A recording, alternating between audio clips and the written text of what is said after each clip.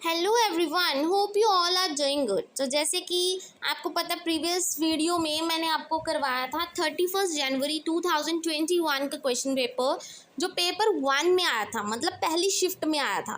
तो ये question paper वो है जो सेकंड शिफ्ट में आया था, सीडीपी का, same day but second shift में आया था। मतलब पेपर 2 में जो क्वेश्चन आए थे मैं वो करवा रही हूँ आज। और ध्यान से देखिएगा, ये सारे क्वेश्चंस आपको पता लग जाएगा कि आप कहाँ पे स्टैंड करते हो। आपके लिए इजी हो जाएगा कि आपको आइडिया हो जाएगा थोड़ा कि पेपर आता कैसे है। ठीक है, तो ये सेकंड शिफ्ट का पेपर है 31 जनवरी 2021 का। So let's start with the first question. To promote the meaningful learning in the classroom a teacher should. अगर एक टीचर को क्लासरूम में मीनिंगफुल पढ़ाना है, मतलब कोई चीज़ का मीनिंग हो और अपनी टीचिंग को और मीनिंगफुल इंटरेस्टिंग बनाना है, तो टीचर क्या करेगा? पहला option, helps the students to regulate their own emotions and motivation। Okay, कि अपने मतलब रेगुलेट करे खुद के इमोशंस और खुद ही मोटिवेट हो। तो second option, categorise and label the students. ये तो बहुत गलत बात है, इससे लर्निंग मीनिंगफुल थोड़ी होगी। आप बच्चों को लेबल कर रहे हो कि बेटा तू बहुत वीक है, बेटा तू बहुत इंटेलिजेंट है, ये तो बायसनेस होगी ना क्लास में। Third, promotes the dialogue and discussion. Discussions तो होनी चाहिए बच्चों में। Next, ignore the diversity. Diversity को इग्नोर कर दो, ये तो बिल्कुल गलत बात है। तो हमारा पहला और थर्ड ऑप्शन बिल्कुल करेक्ट है, तो इसमें से सी ऑप्शन हमारा बिल्कुल करेक्ट हो जाएगा कि फर्स्ट एंड थर्ड ऑप्शन बिल्कुल करेक्ट है। Now comes the second question, which of the following is not an effective. Not word ध्यान रखना, not an effective strategy to address the learners from disadvantaged and deprived background। इनमें से कौन सी चीज़ अच्छी नहीं है लर्नर्स को बुलाने के लिए जो डिसएडवांटेज बैकग्राउंड से आते हैं, मतलब लो बैकग्राउंड से आते हैं, उनके लिए कौन सी चीज़ अच्छी नहीं है? Motivate the students. मोटिवेट करना तो बहुत अच्छी बात है। Form collaborative groups to work in activities. Group activities तो होनी चाहिए ताकि अलग अलग कल्चर्स के बच्चे एक साथ मतलब सोशल ग्रुप बनाएं, इंटरैक्ट करें एक दूसरे से, तभी उनको पता लगेगा। Now comes third, talk to the learners and understand their needs. ये भी सही बात है। Asking the learners to enrol for tuition outside so that teacher doesn't have to pay much attention to them. ये तो बहुत गलत बात है ना। मतलब ये वाला आंसर बिल्कुल सही है कि ये एडवांटेज थोड़ी है। ऐसे आप किसी बच्चे को बोलो कि जा तू बाहर जाकर ट्यूशन्स ले ले क्योंकि तू लो बैकग्राउंड से आया, मैं तेरे को नहीं पढ़ाऊँगी, ये तो एक टीचर कभी नहीं बोलेगा, राइट। तो फोर्थ ऑप्शन बिल्कुल सही है आपके इस क्वेश्चन का। Now comes the third question, physical and emotional health of children dash the learning. कि बच्चे की फ़िज़िकल हेल्थ कैसी है और उसका इमोशनल लेवल कैसा है, उसकी लर्निंग को कैसे इफ़ेक्ट करेगा, क्या इफ़ेक्ट करेगा भी क्या नहीं करेगा, ये देखता है। Is not related to the learning, ये तो गलत बात है। लर्निंग से रिलेटेड होता है। हैज़ अ सिग्निफिकेंट रोल, नहीं। डजंट प्ले इन्फ्लुएंस, इन्फ्लुएंस तो करता है, फ़र्क तो पड़ता है। It plays an important role in their learning, कि बच्चों की लर्निंग में बहुत ज़्यादा प्रभाव पड़ता है कि उनके इमोशंस और फिजिकल हेल्थ कैसी है। तो फोर्थ ऑप्शन बिल्कुल करेक्ट है। Now comes the fourth question, it is important to create the dash learning environment. कैसा इन्वायरमेंट होना चाहिए in the classroom rather than dash one. मतलब कैसा होना चाहिए और कैसा नहीं होना चाहिए। पहला, फियरफुल होना चाहिए। फियरफुल, लड़ाई वाला तो बिल्कुल नहीं होना चाहिए, तो ये ऑप्शन तो सीधा ही गलत हो गया। कॉम्पिटिटिव, कंपटीशन होना चाहिए बच्चों के बीच, ये भी गलत बात है। कंपटीशन है ही नहीं, तो फोर्थ ऑप्शन भी गया। थर्ड ऑप्शन बिल्कुल करेक्ट है। कोलैबोरेटिव होना चाहिए रेदर देन कॉम्पिटिटिव। कॉम्पिटिटिव नहीं होना चाहिए, कोलैबोरेशन होना चाहिए उन बच्चों के बीच। तो आपका थर्ड ऑप्शन बिल्कुल करेक्ट है। Now comes the fifth question, which of the following is an example of effective motivation strategy to encourage students to learn। इनमें से सबसे ज़्यादा इफेक्टिव मोटिवेट करने की कौन सी चीज़ है? Giving task that are very easy, नहीं। इजी होंगे तो मोटिवेट करने की बात ही नहीं आई कहीं पे। कंपटीशन नहीं करना, डी ऑप्शन भी बिल्कुल गलत है। Emphasise on completion of work, सिर्फ काम ही थोड़ी खत्म करना है, बच्चा सीखना भी है। तो providing them scaffolding when children learn a new skill. Scaffolding आप सबको पता है, जब टेम्पररी हेल्प दी जाती है किसी बच्चे को ताकि वो उस टास्क को बहुत अच्छे से कर सके, उसको बोलते हैं हम scaffolding, right. Now comes sixth question. तो सिक्स्थ क्वेश्चन में क्या बोला गया है, which of the following statements about children's thinking is not correct. इनमें से कौन सी स्टेटमेंट बच्चों की थिंकिंग को लेकर सही नहीं है? पहला, children actively think about various phenomena around them and have an urge to explore. ये सही तो है कि अगर बच्चे में अर्ज आ रही है उस चीज़ को करने की, उसका मन कर रहा है, तो ये तो अच्छी बात है, एक्सप्लोर करना चाहता है बच्चा। फिर children are born with curiosity, ये भी सही है, हर एक बच्चे में क्यूरियोसिटी होती है हर चीज़ को करने की। Children construct their own theories, ये भी बिल्कुल सही है। Children can not think of concept, ये तो बिल्कुल गलत बात है ना ये जो बोली गई है। तो फोर्थ ऑप्शन बिल्कुल करेक्ट है इस आंसर का, क्योंकि नॉट करेक्ट पूछा गया है। नॉट करेक्ट में क्या है? Fourth option. Now comes the seventh question, learning is dash and dash process. Learning कौन सा प्रोसेस है? सिंपल एंड इंडिविजुअल, क्या सिर्फ एक बच्चे का प्रोसेस है? No. Complex and passive, complex नहीं होना चाहिए। सिंपल एंड लीनियर भी नहीं होना चाहिए। थर्ड ऑप्शन बिल्कुल करेक्ट है, कॉम्प्लेक्स एंड एक्टिव प्रोसेस होना चाहिए ताकि बच्चा एक्टिवली पार्टिसिपेट करे उसमें। Now comes the eighth question. Eighth question में उन्होंने क्या बोला है?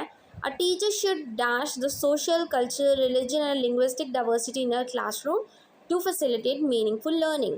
कि एक टीचर को सारे, मतलब जो डाइवर्सिटी होती है, अलग अलग रिलीजन से बच्चे आते हैं, एक टीचर को टीचिंग को मीनिंगफुल बनाने के लिए क्या करना चाहिए? अंडरस्टैंड करना चाहिए उस चीज़ को, डिसमिस नहीं करना, निगलेक्ट नहीं करना, इग्नोर नहीं मारना, ठीक है ना।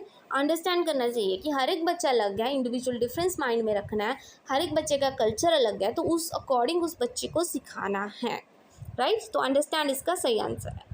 Ninth question, in a dash classroom a teacher adapt their pedagogy and vary assessment to cater the individual students in progressive classroom. Classroom progressive होगी, मतलब जहाँ पर टीचर चाहता है कि बच्चे प्रोग्रेस करें, तो वो जो टीचर है ना, वो अच्छे से अपने आप को प्रिपेयर करके आएगी ताकि वो बच्चे को अच्छे से अच्छा सिखा सके। वो सिर्फ एक प्रोग्रेसिव क्लासरूम में ही पॉसिबल है।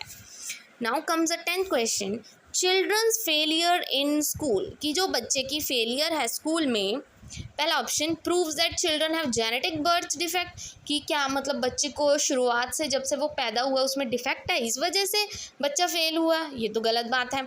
Signify the parents have been not able to support, कि पेरेंट्स ने सपोर्ट नहीं किया बच्चे को इसलिए फेल हो गया, गलत बात है। Suggest that children are deprived from deprived background, कि सिर्फ बहुत छोटे घरों से आते हैं इसलिए वो लर्न नहीं कर पाते, ये भी गलत बात है।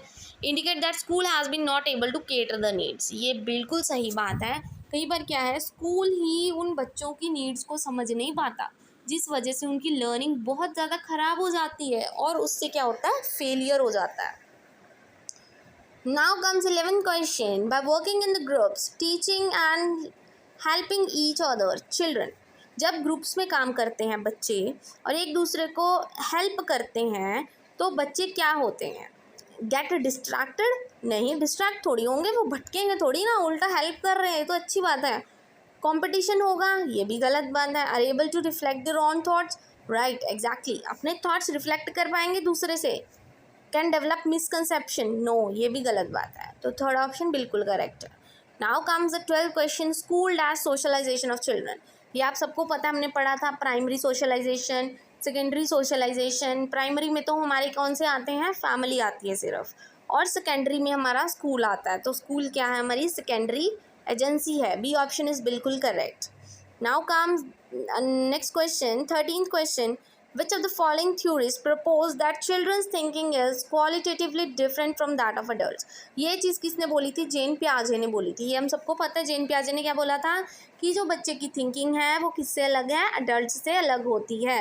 अमाउंट सेम होती है बट काइंड डिफरेंट होती है। ये हमने बहुत अच्छे से पढ़ा था प्रीवियस वीडियो में, मैंने आपको करवाया था जब मैंने आपको जेन पियाजे की थ्योरी पढ़ाई थी। Now comes the 14th question, which of the following statement about development is correct. Development को लेकर इनमें से कौन सी सही बात है? पहली चीज़ क्या पूछी है उन्होंने, डेवलपमेंट नीड ऑर्डरली प्रोसेस, ये गलत बात है। Development is simple and unidimensional, एक डायमेंशन थोड़ी होता है उसमें। There is lot of cultural diversity in the development of students, right.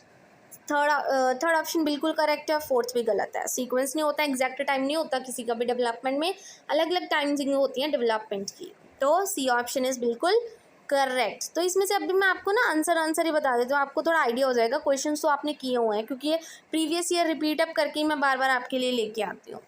Now comes 15th question, which of the following is a major hallmark of the period of middle childhood. Middle childhood में क्या होता है, logical development होती है, logical thoughts आते हैं बच्चे में मिडल चाइल्डहुड में। आपने पढ़ा था, इन्फेंसी पीरियड पढ़ा था, प्री ऑपरेशनल पीरियड पढ़ा था, इन सब में आपने अर्ली चाइल्डहुड किया, लेट चाइल्डहुड किया, तो उसके बाद आती है कौन सी, आपकी मिडल चाइल्डहुड आ जाती है। उसमें बच्चे में लॉजिकल थॉट्स आने स्टार्ट हो जाते हैं। ठीक है, next 16th question, according to Jean प्याजे, children in formal operational stage, जब बच्चे फॉर्मल ऑपरेशनल में आते हैं, मतलब अपनी लास्ट स्टेज में आते हैं, हमने 4 स्टेजेस की थी ना, S, P, C and F, बस उनमें से ये लास्ट जो फॉर्मल ऑपरेशनल है उसमें क्या हो जाता है, बच्चे को हाइपोथेटिको डिडक्टिव रीजनिंग आ जाती है बच्चे में 6 से 11 साल की उम्र में। Now comes the next 17th question, at which stage Lawrence Kohlberg theory of moral development do individual believe that actively maintaining the current social system ensure positive human relationship and society order?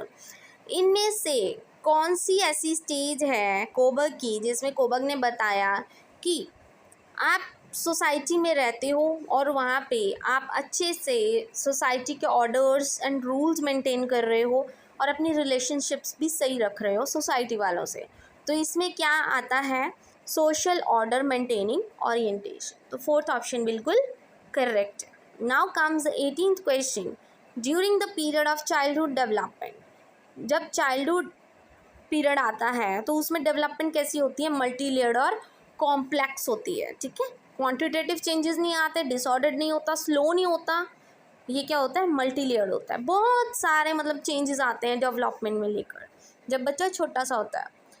Next is ZPD, zone of proximal distance क्या होता है, ये होता है ZPD होता है कि जब बच्चे का कोई करंट लेवल ये हो कि बच्चा सीखना चाहता है, बच्चे का ये करंट लेवल है, बच्चे ने इतना सीखा और बच्चा उससे आगे थोड़ा सा और सीखना चाहता है और आप उसकी हेल्प करते हो, तो उसको क्या बोलते हैं हम, ZPD। तो इसका बिल्कुल सही आंसर है C part, it is the area between the child's current level and the level performance that a child could achieve with the help of adults. मतलब आप उसकी हेल्प कर रहे हो ताकि उस लेवल तक वो बच्चा पहुंच सके, उसका करंट लेवल ये है, मतलब इतना पता है बच्चे को और उसका इतना बताना है क्योंकि ये बच्चे की मतलब बच्चा यहाँ तक सीख सकता है, उसकी एबिलिटी है, तो ये होती है ZPD। Now comes the 28th question. 20 question में क्या बोला है कि एक प्रोग्रेसिव क्लासरूम में assessment of learning during the teaching learning process, उसमें क्या है, बहुत ज़्यादा इम्पॉर्टेंट होती है क्योंकि ये बच्चे की अंडरस्टैंडिंग के बारे में बताती है और टीचर को अपनी पैडागोजी के बारे में रिफ्लेक्ट करती है। टीचर को भी पता लगता है कि वो कहाँ पे मतलब लैक कर रहा है और उसको क्या क्या करना चाहिए। नाउ मैच करना है बिल्कुल सही टाइप ऑफ इंटेलिजेंस से। लिंग्विस्टिक्स कल्चर नहीं होता, बॉडी वाला athlete, special therapist, interpersonal sales person, तो इसका सही है बॉडीली काइनेटिक्स क्या होती है, एथलीट होता है कि बॉडी से रिलेटेड है, एथलेटिक्स के मतलब रिलेटेड है, तो इसमें क्या आएगा, बॉडीली काइनेटिक्स क्या होता है, एथलीट्स। अगला आ जाता है 22nd क्वेश्चन, अकॉर्डिंग टू ले वाइगोत्स्की के अकॉर्डिंग बच्चे की कॉग्निटिव डेवलपमेंट स्टेजेस में होती है, नहीं ये तो प्याजे ने बोला था ना, मैचुरेशन और स्कैमा वाला भी नहीं होगा। फिर उन्होंने क्या बोला था कि बच्चा सोसाइटी में रहकर सीखता है, लैंग्वेज बहुत इंपॉर्टेंट रोल प्ले करता है क्योंकि वाइगोत्स्की ने 3 चीज़ें बोली थी, SCL society, language and culture, ये 3 चीज़ें बच्चे की डेवलपमेंट में बहुत ज़्यादा इंपॉर्टेंट रोल प्ले करती हैं, तो इसका सही आंसर हो गया C. Now comes 23rd question, a child centred classroom कौन सा होता है जिसमें टीचर क्या होती है, फ्लेक्सिबल होती है और बच्चे की नीड्स को ध्यान से देखती है, वो होती है चाइल्ड सेंटर्ड क्लासरूम, कि बच्चे को सेंटर में ध्यान में रख के उसके नीड्स पूरे करने, वो होती है child centred. Now comes 24th question, according to which theorist cultural tools, ये तो हमने अभी पढ़ा, सोसाइटी, कल्चर और लैंग्वेज किसके अकॉर्डिंग बहुत ज़्यादा इंपॉर्टेंट होते हैं, ले वाइगोत्स्की के अकॉर्डिंग। ये अभी पढ़ के हटे थे ना, 3 चीज़ें होती हैं वाइगोत्स्की ने दी, सोसाइटी, लैंग्वेज एंड कल्चर, ये 3 चीज़ें बहुत ज़्यादा रोल प्ले करती हैं, इंपॉर्टेंट वाला। 25th question, effective classroom strategy, अगर अपने जेंडर स्टीरियोटाइप को कम करना है क्लासरूम में तो आपको क्या करना चाहिए, forming the mix group sex activity groups and promote discussion, B part is बिल्कुल करेक्ट, ताकि आप अलग अलग सेक्स मतलब कहने का गर्ल्स और बॉयज़ को इकट्ठे एक्टिविटी कराओ और डिस्कशंस करवाओ कि कैसे दोनों ही कैपेबल होते हैं, कोई कम या कोई ज़्यादा नहीं होता, दोनों बराबर होते हैं। Now comes the 26th question, multilingualism मतलब बहुत सारी languages in the classroom needs to be understood as dash by the teachers, वो एक रिसोर्स की तरह बरते जाने चाहिए, यूज़ किए जाने चाहिए टीचर्स के द्वारा, ठीक है। Now comes 27 question, needs of gifted and creative children can be addressed by, कि जो बच्चे की नीड्स हैं गिफ्टेड और क्रिएटिव बच्चे की, गिफ्टेड और क्रिएटिव बच्चे कौन से होते हैं, जो आउट ऑफ बॉक्स सोचते हैं, मतलब बहुत ज़्यादा क्रिएटिव होते हैं, उनके अलग अलग आइडियाज़ होते हैं, वो बच्चे होते हैं, उनको कैसे एड्रेस कर सकते हैं हम। थर्ड ऑप्शन इज बिल्कुल correct, giving them challenging task and activities to prevent boredom, ताकि वो बोर भी ना हो और उनको ऐसी एक्टिविटीज़ दो जहाँ पे उनका माइंड लगे, क्योंकि वो बच्चे हैं बहुत क्रिएटिव, तो अपना माइंड लगा के वो अच्छे से उस टास्क को कंप्लीट करेंगे। Now comes 28 question, children with dyslexia can be identified by, dyslexia आपको पता है रीडिंग और राइटिंग प्रॉब्लम होती है, तो इसका तो सीधा आंसर है analysis their reading and writing skills, पहला ऑप्शन बिल्कुल करेक्ट है। 29 question, which of following is not a suitable, not याद रखना, not a suitable learning material, अच्छा नहीं है उन बच्चों के लिए जिनको पार्शियली साइटेडनेस है, देखने में दिक्कत है उनको थोड़ी बहुत। स्मॉल प्रिंट वर्कशीट्स, ये बिल्कुल सही है कि ये एक सूटेबल लर्निंग मटेरियल नहीं है, प्रिंट स्मॉल होगा तो वो बच्चा नहीं देख पाएगा अच्छे से, क्योंकि उसको तो पहले ही आई साइट में इशू है, तो वो कैसे देखेगा इतने छोटे छोटे प्रिंट्स को। Now comes the last question, the underlying belief behind inclusive education is, कि इंक्लूसिव एजुकेशन क्यों दी जाती है, इसका मतलब क्यों, मेन मोटिव क्या है। The philosophy that all the children have the right to get equal education in the regular school, ताकि हर एक बच्चे को बराबर एजुकेशन दी जाए स्कूल्स में, मतलब इंक्लूजन का मतलब ही आपको समझाया था, इंक्लूड करना, हर एक तरह के बच्चे को इंक्लूड करना, अच्छे से वो सीख सके उस चीज़ को, हर एक बच्चा, चाहे उसको कोई एबिलिटी है, डिसेबिलिटी है, कोई प्रॉब्लम है, उसके नीड्स को फुलफिल करना, ये होता है inclusive classroom. I hope today's video is useful for you. Thank you very much, and please don't forget to like and subscribe my channel.